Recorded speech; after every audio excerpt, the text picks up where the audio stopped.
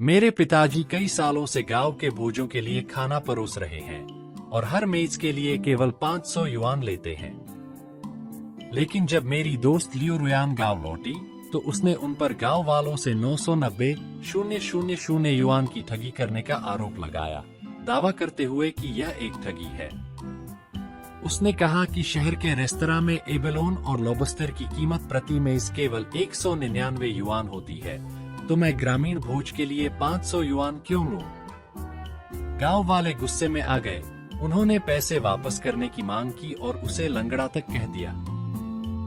गुस्से में आकर मैंने अपने पिता को वापस शहर ले गया और घोषणा की कि मैं अब कोई भी दावत स्वीकार नहीं करूंगा। यह सुनकर लियो रुयान ने तुरंत घोषणा कर दी कि अब से वह पूरे गांव की दावतों का प्रबंधन करेगी, जिसमें प्रति टेबल केवल 199 युआन में एबेलोन और लॉबस्टर शामिल होंगे। फिर लियो रुयान सचमुच मेरे रेस्टोरेंट में आ पहुंची और मालिक को बाहर आने के लिए कहने लगी ताकि वह एक बड़ा सौदा कर सके। अपनी गंभीरता दिखाने के लिए उन्होंने 20 टेबल का ऑर्डर दिया, खास तौर पर 199 युआन वाला एबेलोन और लॉबस्टर सेट मील। लेकिन वह यह नहीं जानती थी कि यह रेस्टोरेंट मेरा है। पापा, आप बूढ़े हो रहे हैं। जब तुम गुशिंग का काम निपटा लो तो शहर वापस आकर मेरे होटल का लॉबी मैनेजर बन जाना, ठीक है? मैं तुम्हें पहले ही बता चुका हूँ, मैं नहीं जाऊंगा। तुम्हारे पापा तो गांव में रहने के आदी हैं। तुम्हारा होटल पैसा कमाता है, लेकिन मेरे भोज भावनाओं से जुड़े होते हैं। हम अलग हैं। मेरे पिताजी अपने जवानी के दिनों में बहुतों की नजर में नीच समझे जाते थे। जब मैं छोटा था तो वे गांव में रसोई का काम करते थे। बाद में हालात सुधर गए और उन्होंने गांव में भोज आयोजित करना शुरू कर दिया। जब मैंने पैसे कमाना शुरू किया, मैंने उन्हें रोकने के लिए कहा, लेकिन उन्होंने काम करना जारी रखा क्योंकि वे गांव वालों की परवाह करते थे। इस बार ली गोशिंग की शादी भी इसका अपवाद नहीं है। प्रति टेबल 500 युआन की मानक कीमत पर हमने 20 टेबल बुक किए हैं। चाचा वांग, इस बार मैं आपका बहुत बड़ा ऋणी हूँ। अगर आपने ये 20 टेबल नहीं लगवाए होते तो शायद मेरी शादी रद्द हो जाती। चिंता मत करो, जैसे ही मुझे शादी के तोहफे मिलेंगे मैं कमी पूरी कर दूंगा, एक पैसा कम नहीं, मेरे पिताजी ने अनसुनी करते हुए कहा और ली गोशिंग को अपने दूसरे कामों में लग जाने के लिए कह रहे थे। दावत सजने के बाद बहुत से लोग आ गए, जिससे माहौल काफी जीवंत हो गया। हालांकि दोपहर के करीब एक अप्रत्याशित घटना घटी। चाचा वांग, आपका परिवार बहुत निर्दयी है। बाहर वालों को धोखा देना एक बात है, लेकिन आप अपने ही साथी ग्रामीणों को धोखा देने की हिम्मत कैसे करते हैं? सभी ने आवाज के स्रोत की ओर देखा। यह गांव की कॉलेज छात्रा लियो रुयान थी।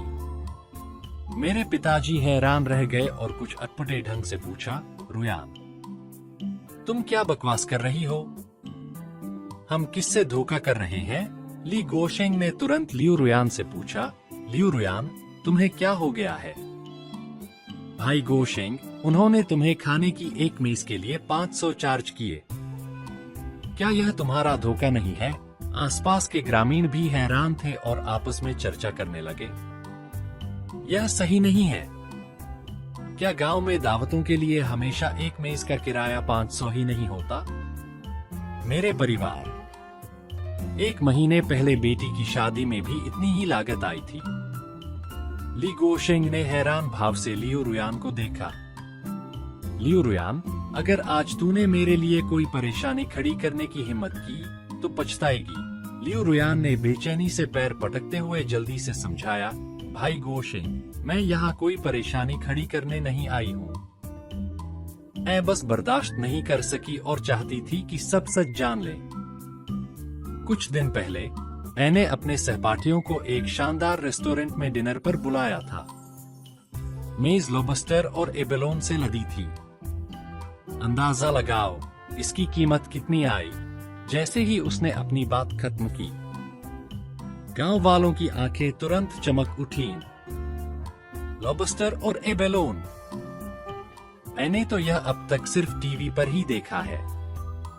उस मेज की कीमत तो कई हजारों की होगी। हा, भीड़ की ईर्ष्या भरी निगाहों के बीच लियू रुयान ने गर्व से कहा, मैंने तो सिर्फ 199 खर्च किए। सभी हैरान रह गए। लॉबस्टर और एबेलोन के लिए 199? यह कैसे संभव है? लेकिन मैं जानती थी। क्यों? क्योंकि वह रेस्टोरेंट मेरा है। कुछ दिन पहले लियू रुयान ने अपने सहपाठियों को वहीं रात के खाने के लिए बुलाया था। उसके सहपाठी यह देखकर कि वह देहात से आया है, जानबूझकर उसे शर्मिंदा करने के लिए महंगे व्यंजनों से भरी एक टेबल का ऑर्डर दे दिया। जब भुगतान करने का समय आया तो लियू रुयान रो पड़ा और वेटर से छूट की मांग करने लगा। उसने एक मसली हुई 200 युआन की नोट निकाली। मैं संयोग से उस रेस्तरां में था और एक ही गांव के होने के नाते मैंने वेटर से उसे 199 युआन चार्ज करने का इंतजाम किया।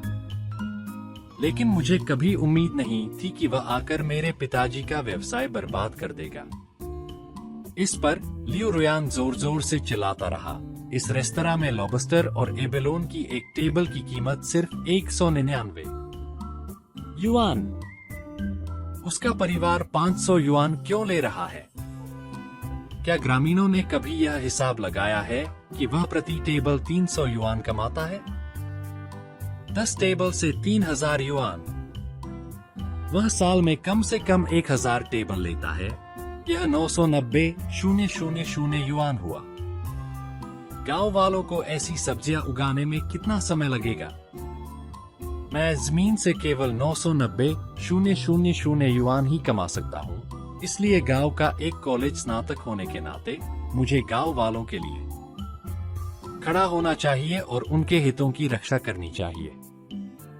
990,000 युआन सुनते ही गांव वालों के चेहरे तुरंत बदल गए। उनकी आंखों में नफरत भर आई जब उन्होंने मुझे और मेरे पिता को देखा। मेरे पिता गुस्से से कांप उठे। उनका चेहरा गहरे बैंगनी लाल रंग का हो गया। तुम मेरी बदनामी कर रहे हो। मैं, बूढ़ा वांग, पूरी जिंदगी खाना पकाकर जिया हूँ और कभी भी बेईमानी की कमाई नहीं की। आजकल सुअर का मांस 1 पाउंड का कितना है? 1 पाउंड सब्जी कितनी होती है? एक मेज पर 500 युआन। मुझे मुश्किल से ही कोई मुनाफा होता है। मैं तो बस मजा लेना चाहता हूँ। तुम कहते हो कि हम गंदा पैसा कमा रहे हैं। हमें सबूत दिखाओ। तुम्हें कैटरिंग उद्योग के बारे में कितना पता है? क्या आप लागतों के बारे में जानते हैं? असल में खर्च निकालने के बाद आप एक मेज पर 50 युआन भी नहीं कमाते। यह सब मेहनत की कमाई है। मेरी बातों ने कुछ समझदार ग्रामीणों की नजरों को नरम कर दिया। आखिरकार सभी को पापा के चरित्र पर भरोसा था, लेकिन लियू रुयान ने तुरंत पलटवार किया। छी, गंदा पैसा कमाने की बात कौन मानेगा? धोखा मत खाओ, भूल मत जाओ। मैं छोटी थी तो उनके रसोई घर में काम करती थी। मैं उनकी सारी तरकीबें जानती हूँ। फिर मुझे याद आया कि वह वाकई में हमारी रसोई में काम कर चुकी थी। लियू रुयान का परिवार गांव में गरीब था। उसके पिता अत्याचारी थे और उसकी मां उसे जन्म देने के बाद भाग गई थी। एक बार एक दावत के बाद वह रोई और मेरे पिताजी से पूछा कि क्या वह उसे कुछ बचे हुए खाने दे सकते हैं। मेरे पिताजी को पता चला कि वह उस साल स्कूल जाना चाहती थी, लेकिन उसके पिता उसे पैसे के लिए बेचना चाहते थे। मेरे पिताजी को उस पर तरस आया, इसलिए वह लियू के पिता से बात करने गए और उनसे कहा कि वह लियू रुयान को हमारी रसोई में काम करने दें। उन्होंने उसे जल्दी शादी न करने में भी मदद की। और जब वह विश्वविद्यालय गई तो मेरे पिताजी ने विशेष रूप से उसे ट्यूशन के लिए 5000 युआन दिए। लेकिन अब ऐसा लगता है हमने सचमुच उस समय गलत व्यक्ति की मदद की थी। लियू रुयान ने और भी घमंड से कहा, जब मेरे पिताजी गुस्से से बोल नहीं पा रहे थे। मैं हमारे परिवार के सभी संदिग्ध सौदों के बारे में जानती हूँ। मैंने वांग लियूजियो को अपने कमरे में चोरी छिपे पैसे गिनते देखा है, लाल नोटों का एक मोटा बंडल। तुम बकवास कर रहे हो। यह मेरे बेटे का मुझे दिया गया खर्च भत्ता है। हाँ, मैं हर महीने अपने पिता को पैसे भेजता हूँ। वांगशी, तुम खुद कितनी कमाई कर सकते हो? क्या यह पैसा किसी वैध स्रोत से है? मेरे पिता यह सुनकर गुस्से से अगबूला हो गए और उसे मारने के लिए आगे बढ़े। चाचा वांग, देखो, तुम तो बस शर्मिंदगी के कारण गुस्सा हो रहे हो। अगर यह वैध पैसा है तो तुम इतने दोषी क्यों महसूस कर रहे हो? गांव वालों ने भी बीच में कहा। रुयान काफी ईमानदार है, वह झूठ बोलने वाली नहीं लगती। यह वांग परिवार का लड़का शायद ही कभी गांव आता है। वह बिगड़ गया है। वह अच्छा इंसान नहीं लगता। यह सुनकर मैं गुस्से में हंस पड़ा। लियू रुयान ने कहा, तो मुझे सबूत दिखाओ कि मेरा परिवार बेईमानी से पैसा कमाता है। लियू रुयान ने बिल मेरे सामने फेंक दिया। रेस्टोरेंट में मैंने जो 199 युआन का एबेलोन और लॉबस्टर खाया था, वह सबूत है। आपकी लग्जरी कार सबूत है। तुम्हारे पिता ने गबन किया और अपराध बोध के कारण उपहार दिए, यह सबूत है। और क्या कहना है तुम्हें? उसकी जोशीली बात सुनकर गांव वाले उबल पड़े। मैंने पिछले महीने तुम्हारे परिवार से दावत भी करवाई थी। रेस्टोरेंट के मानकों के अनुसार तुम्हें मुझे 3000 युआन वापस करने होंगे।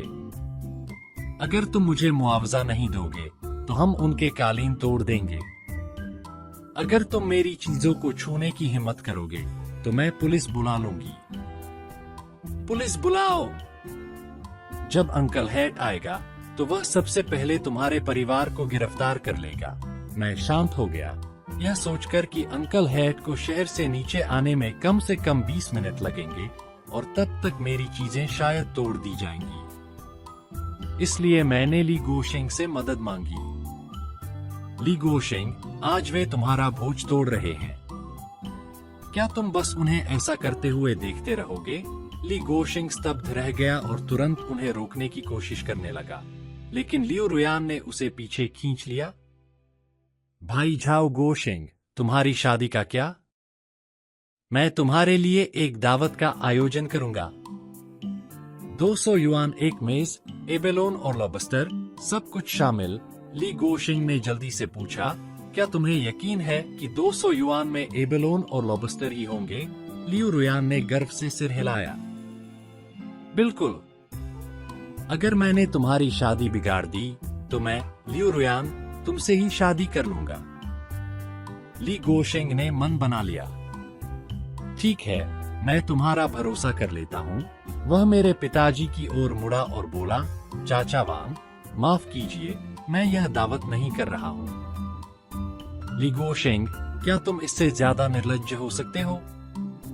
तुमने अभी तक इन व्यंजनों और पेय पदार्थों का भुगतान नहीं किया है। तुमने मेरे पिताजी से बकाया पर भुगतान करने की मिन्नतें की थी। यह सुनकर ली गोशिंग को अपराध बोध हुआ और वह मुझसे नजरें नहीं मिला सका। यह कौन सी सदी है? वे अभी भी अपहरण का सहारा क्यों ले रहे हैं? तुम न सिर्फ निर्दयी हो बल्कि बहुत निर्लज्ज भी हो। दूसरी ओर, जब ली गोशिंग ने उन्हें नहीं रोका तो गांव वाले पागल हो गए और लूटपाट करने लगे। मैं गुस्से से फट पड़ना चाहता था, लेकिन मेरे पिता ने मुझे रोक दिया। चलो चलते हैं। यह सब तुम्हारी मेहनत का नतीजा है। इन्हें इसे ऐसे ही बर्बाद करने दो, मैंने सोचा। मेरे पिता का चेहरा भावहीन था, उनकी आंखें सूखे कुएं की तरह सूनी थी। चलो चलते हैं। मैं बस दांत पीसकर अपने पिता को एक एक कदम करके बाहर निकलने में मदद कर सकी। हमारे पीछे लियू रुयान की विजयी आवाज गूंजी, लोगों, आज हम लोगों को एक अभिशाप से मुक्त कर रहे हैं। फिर से धोखा मत खाना। ओह, शेफ वांग चले गए। भविष्य में दावतों के लिए हम क्या करेंगे? चिंता मत करो, शहर में मेरे संबंध हैं। अब से गांव का कोई भी परिवार जो दावत देना चाहता है वह मेरे पास आ सकता है। मैं प्रति मेज सिर्फ 200 युआन ही लेता हूँ। भीड़ में जोरदार जयकारे गूंज उठे। उस रात मैंने अपना सामान बांधा और अपने पिता को शहर वापस ले आया। रास्ते में मेरे पिता चुप थे और खोए खोए से लग रहे थे। हमने उन्हें सांत्वना दी, पापा, अगर तुम्हें सच में यह बचा नहीं पा रहे हो तो हम पुलिस बुला लेंगे, तुम्हारा सामान वापस दिलवाएंगे और मानहानि का मुकदमा कर देंगे। मेरे पिता ने थके स्वर में सिर हिलाया। वे अपनी पूरी जिंदगी से यही बहस करते आ रहे हैं। वे कभी तर्कसंगत नहीं होते। हम चोरों या दुष्टों से नहीं डरते, हम डरते हैं। चोर इस जगह पर नजर गड़ाए हुए हैं। अगर मैंने उन्हें अपना गुस्सा निकालने नहीं दिया तो मुझे डर है कि वे लोगों पर अपना गुस्सा निकालेंगे। मुझे डर है कि अगर वे लड़ेंगे तो वे किसी को चोट पहुंचा देंगे क्योंकि वे हमसे संख्या में ज्यादा हैं।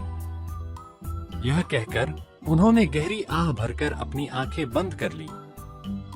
मुझे लगा कि हमारी जाने के साथ ही यह मामला खत्म हो जाएगा, लेकिन अगले दिन रेस्तरां के प्रबंधक मुझे यह बताने आए कि रेस्तरां के प्रवेश द्वार पर एक पागल चिल्ला रहा था कि वह मालिक से मिलना चाहता है। मैंने तुरंत ही लियू रुयान को मैनेजर से बहस करते देखा।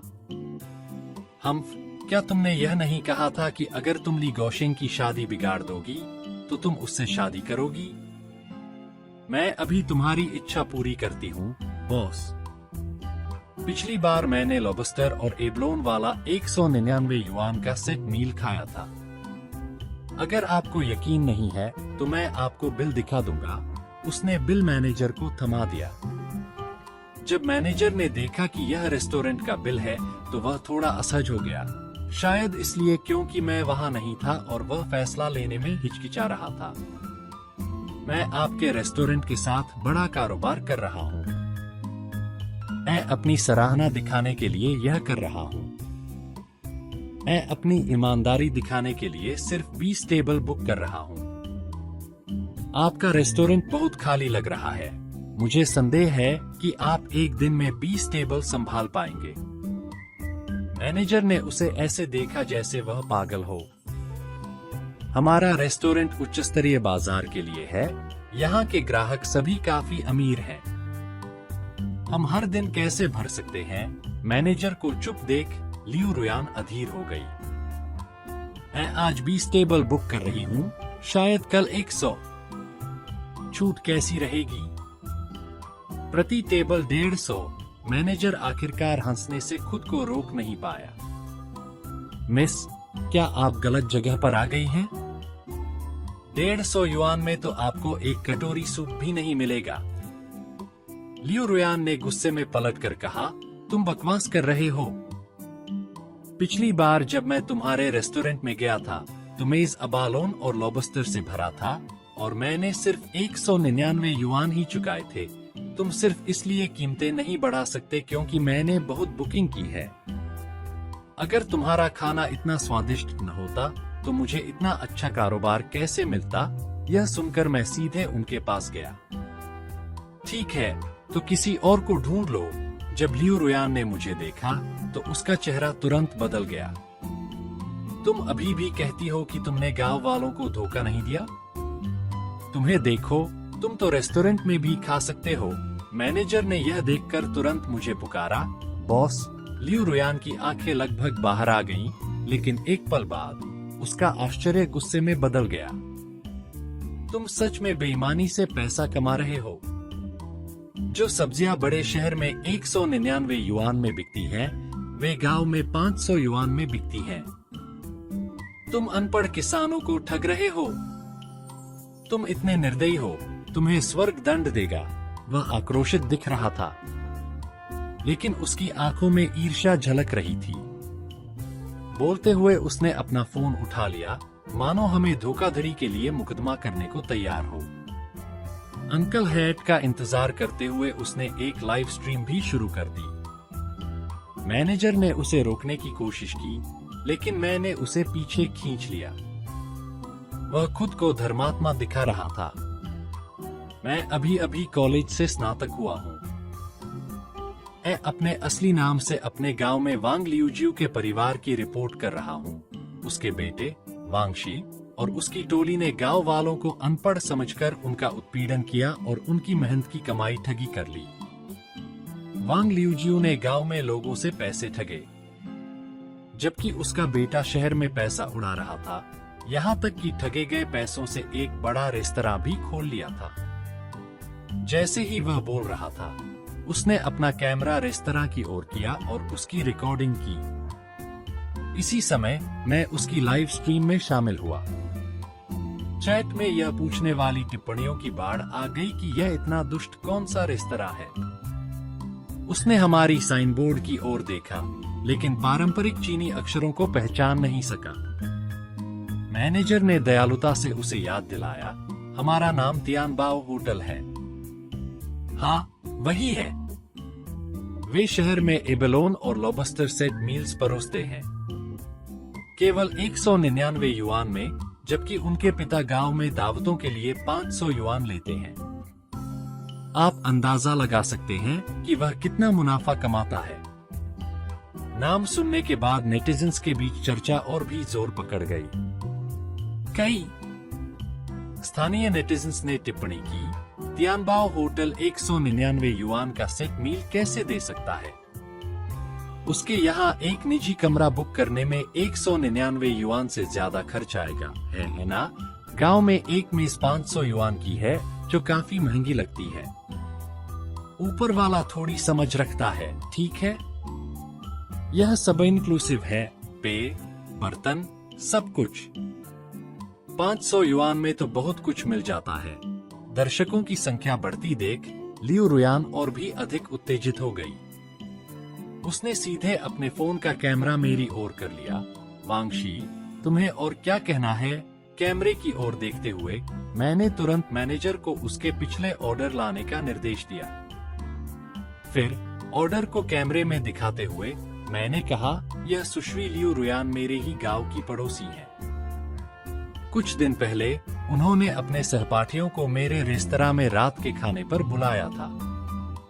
कुल 5,999 युआन खर्च किए, लेकिन उसके पास भुगतान करने के लिए पर्याप्त पैसे नहीं थे।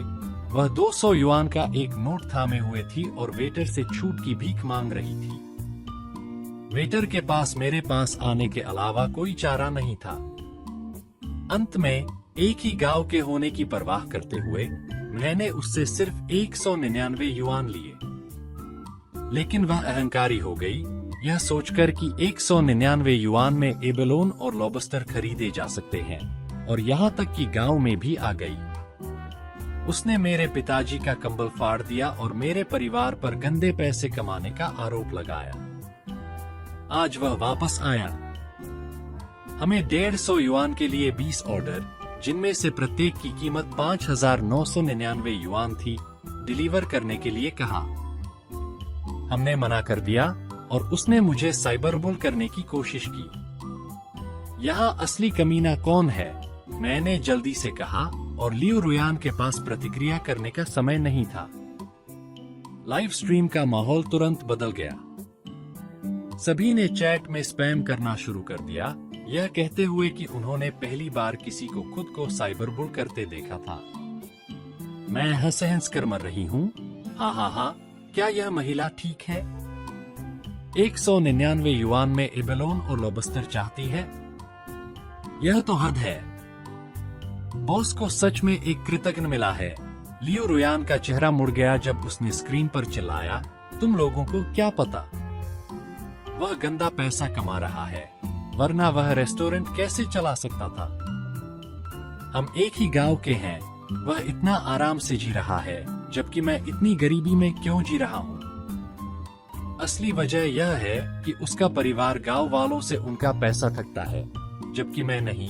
इन शब्दों ने नेटिजन्स को पूरी तरह से भड़का दिया और गाली गलौज के कारण उसकी लाइव स्ट्रीम पर अंततः प्रतिबंध लगा दिया गया। बाद में अंकल है। जब वह आया तो मैंने उसे पूरी स्थिति समझाई और मेरे पास सबूत और निगरानी फुटेज थे। लियू रुयान की व्याख्याएं कमजोर और अविश्वसनीय लग रही थी। मैंने स्पष्ट रूप से कहा कि मैं मध्यस्थता स्वीकार नहीं करूंगी। मैं उसके मानहानि के आरोपों पर कार्रवाई छोड़ सकती थी, लेकिन उसे भोजन का भुगतान करना होगा और सार्वजनिक रूप से माफी मांगनी होगी।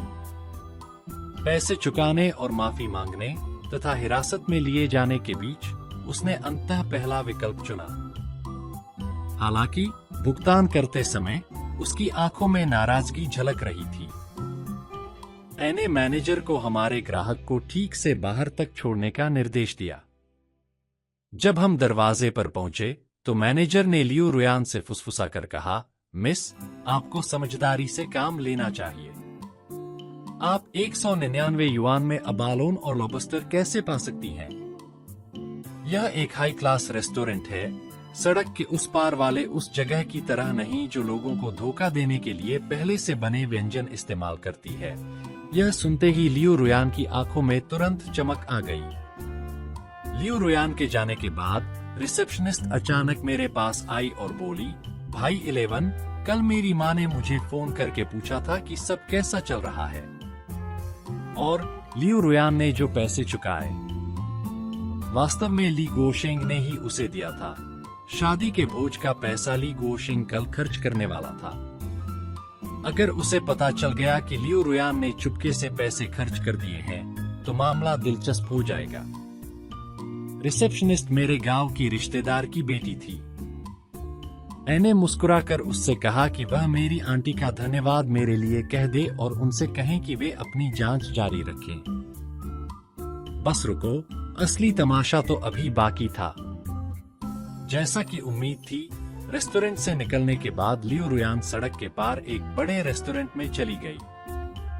मैंने इस हलचल का फायदा उठाया और तुरंत सबूत के तौर पर 999 पृष्ठ की पीपीटी अपलोड कर दी।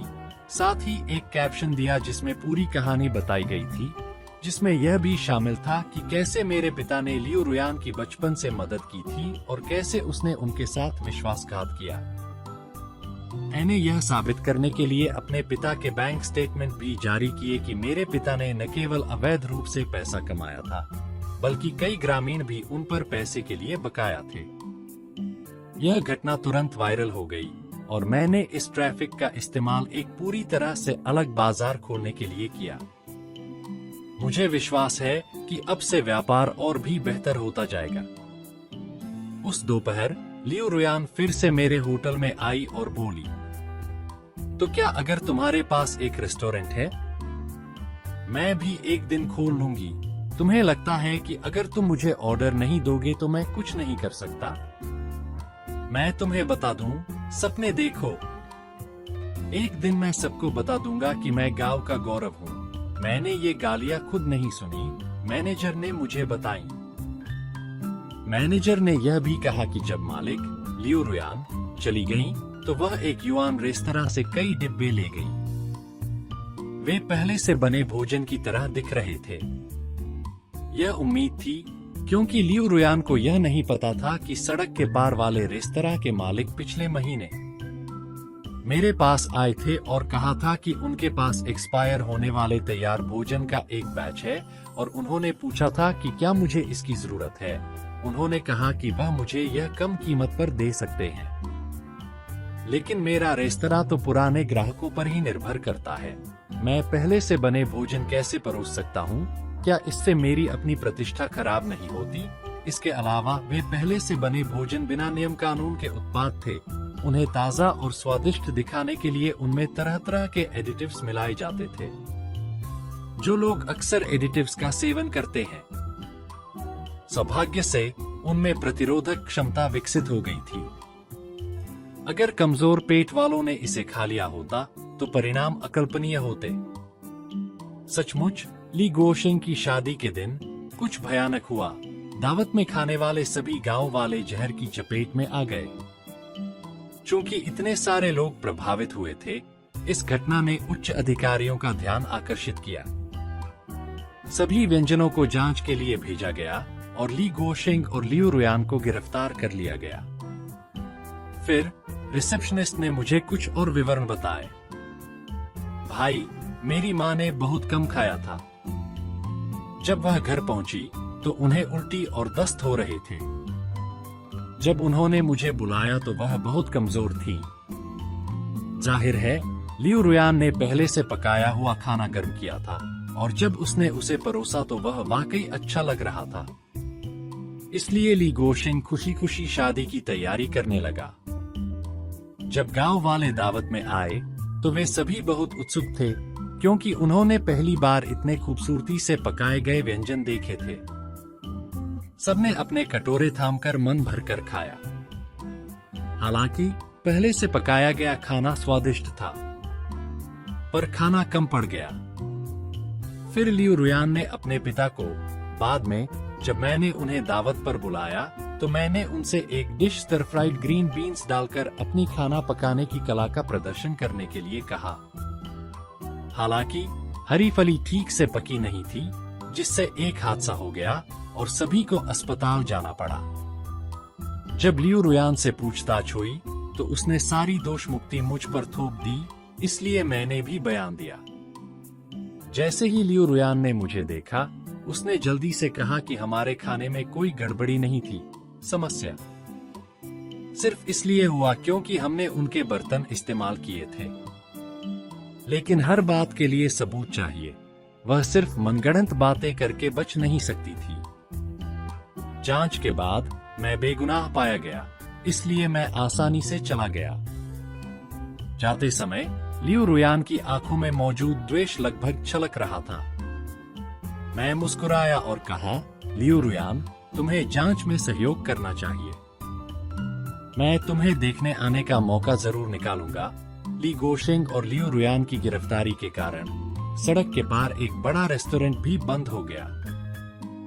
मुझे लगा कि मामला खत्म हो गया है, लेकिन उम्मीद से उलट लियू शान के पिता लियू शान ने मेरे रेस्तरां में आकर हंगामा करने के लिए लोग भेजे। लियू शान ने बेशर्मी से कहा, अगर आपके परिवार ने दावत रद्द नहीं की होती तो हम में से कोई भी जहरीला नहीं होता। क्या आप जानते हैं कि अस्पताल जाने में कितना खर्च आया? मेरी माँ अभी भी अस्पताल में पड़ी है। तुम बिल्कुल अमानवीय हो। ग्रामीणों ने भी उसकी बात का समर्थन किया। इस जहर खाने की घटना से बहुत देरी हुई और इलाज पर खर्च भी हुआ। उन्हें हमें कुछ मुआवजा देना चाहिए। ठीक है ना? हम एक ही गांव के हैं। हम बस खड़े होकर किसी को मरते हुए नहीं देख सकते। मैंने तिरस्कार से कहा। यह किसने किया? जाओ उन्हें ढूंढो। वांगशी, तुम्हारे पिताजी कहाँ हैं? हम तुमसे बात नहीं कर रहे। अपने पापा को बुलाओ। क्या तुम्हें लगता है मेरे पापा से बात करना आसान है? तुम उन्हें डराना चाहते हो, तभी मेरे पापा मेरे पीछे से बाहर आ गए। इन बड़का आदमी का एक बच्चे को डराने का क्या मतलब था? लियू शान मेरे पापा को देखकर तुरंत धीमी आवाज में विनती करने लगा, बुजुर्ग लियू, देखो गांव वालों ने कितनी तकलीफ झेली है। उन्होंने कितना पैसा खर्च किया है और अब वे सभी कर्ज में डूब रहे हैं। तुम इतना बड़ा रेस्टोरेंट चलाते हो, तुम इतने अमीर हो, क्या तुम गांव वालों की मदद नहीं कर सकते? हाँ, ज्यादा नहीं चाहिए। बस हर परिवार को 10-20 हजार दे दो और हमारा काम हो जाएगा।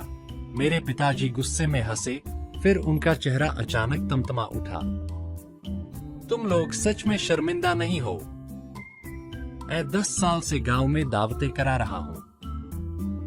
5 साल पहले एक मेज का किराया 500 युआन था। 5 साल बाद एक मेज का किराया 500 युआन। पिछले 5 सालों में कीमतें आसमान छू रही हैं। मुझे नहीं लगता कि तुम सबको यह नहीं पता। तुम सबको अच्छी तरह पता है कि एक ही भोजन से मेरा शुद्ध मुनाफा 50 युआन से भी कम होता है। हर एक पैसा मेरी मेहनत की कमाई है। तुम कहते हो कि मैं गंदा पैसा कमा रहा हूँ, तो फिर तुम्हारे पास मेरे लिए कमाने के लिए पैसा होना चाहिए। यहाँ कौन है जिसने पहले पैसे नहीं देखे? कहते हुए मेरे पिताजी ने अपनी झोली से नोटों का एक मोटा सा बंडल निकाला। वंग परिवार पिछले महीने गया और उनके भोज के लिए मुझे 15 मेजों का बकाया है। ली परिवार ने 20 मेजें बुक की थी। पिछले साल उनकी मां के जन्मदिन समारोह के लिए 20,000 युआन का बुकिंग था, लेकिन उन्होंने केवल 10,000 युआन की जमा राशि का भुगतान किया। लियू परिवार ने उससे 2 साल पहले अपने बच्चे के 1 महीने के जश्न के लिए 10 टेबल बुक किए थे और अभी भी मुझ पर 2,000 युआन बकाया है। चूंकि आप सब आज यहाँ हैं, तो चलिए सबका बकाया चुका देते हैं। सब हैरान रह गए। मुझे लगा कि मेरे पिताजी भूल गए थे कि दूसरों पर उनका पैसा बकाया है, लेकिन पता चला कि उन्हें सब कुछ बिल्कुल याद था। उन्होंने हमेशा यही सोचा था कि हम सब पड़ोसी हैं और उन्होंने पैसे वापस लेने के लिए कभी जोर नहीं दिया। लेकिन लियूशान फिर भी बेशर्म था। बुजुर्ग वांग, चलो चीजों को अलग अलग रख लेते हैं। अगर तुम हर किसी को थोड़ी बहुत अतिरिक्त चीज दोगे तो वे तुम्हें वापस देंगे, है ना? मैंने तुरंत उसे बीच में टोक दिया। तुम जारी रखो। चलो तब तक तमाशा करते रहो जब तक अंकल हैं आकर कुछ दिनों या आधे साल के लिए नहीं ठहर जाता। देखते हैं कि तब भी तुम हिम्मत करते हो कि नहीं। लियू शान को अंकल हैट का नाम सुनते ही डर गया। आखिरकार ली गोशेंग और लियू रुयान दोनों को गिरफ्तार कर लिया गया था। तो उसने सोचा कि वह पीछे हट गया है और उसने ग्रामीणों को भुगतान करने के बजाय उनके लिए रेस्तरां प्रबंधक के रूप में काम करने की पेशकश की। लेकिन मैंने तुरंत ताकत दिखा दी और वे चुपचाप भाग गए। बाद में लियू रुयान को काफी सख्त सजा मिली। जब मैं उसे देखने गया तो वह अभी भी मुझसे नाराज थी। तुम बचपन से ही मेरी हर चाहत इतनी आसानी से क्यों पूरी कर लेते हो? तुम्हारी माँ नहीं रही और मेरी भी। तुम्हारा पिता इतना काबिल क्यों है, जबकि मेरे पिता को तो बस पीना और लोगों को पीटना ही आता है। हम सब एक ही गांव के हैं, फिर भी तुम मुझसे बेहतर हो। तुम्हारा दुखद अनुभव दूसरों को नुकसान पहुंचाने का कारण क्यों नहीं बनता? इसके अलावा मेरे पिता ने तुम्हारे लिए एक बहुत बड़ा एहसान किया था। तुम्हारे कॉलेज जाने के बाद मेरे पिता हमेशा मुझसे तुम्हें मिलने जाने के लिए कहते रहे। क्या तुम्हें याद है जब तुम्हें अचानक स्कूल में एक डाउन जैकेट मिली थी? वह वही डाउन जैकेट थी जो मेरे पिता ने भेजी थी। उन्होंने अपनी जिंदगी में कभी इतनी महंगी चीज नहीं खरीदी थी, लेकिन उन्होंने वह तुम्हारे लिए खरीदी थी। तुम बस मुझ पर तरस खा रहे हो, बस इतना ही है। मुझे तुम्हारी दया की जरूरत नहीं है, मुझे पैसे चाहिए। ठीक है, खेलो, तुम अपनी जिंदगी भर खेल सकते हो। इतना कहकर मैं वहां से चला गया।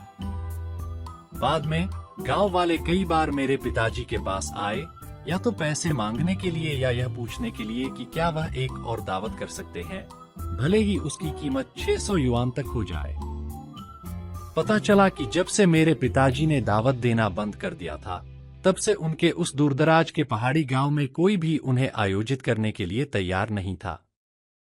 और अगर कोई करता भी तो कीमतें बहुत ज्यादा थीं। और कई लड़कियां गांव की स्थिति के बारे में सुनकर वहां शादी करने को तैयार नहीं थी। अंत में पूरा गांव दिन ब दिन अधिक सुनसान होता गया।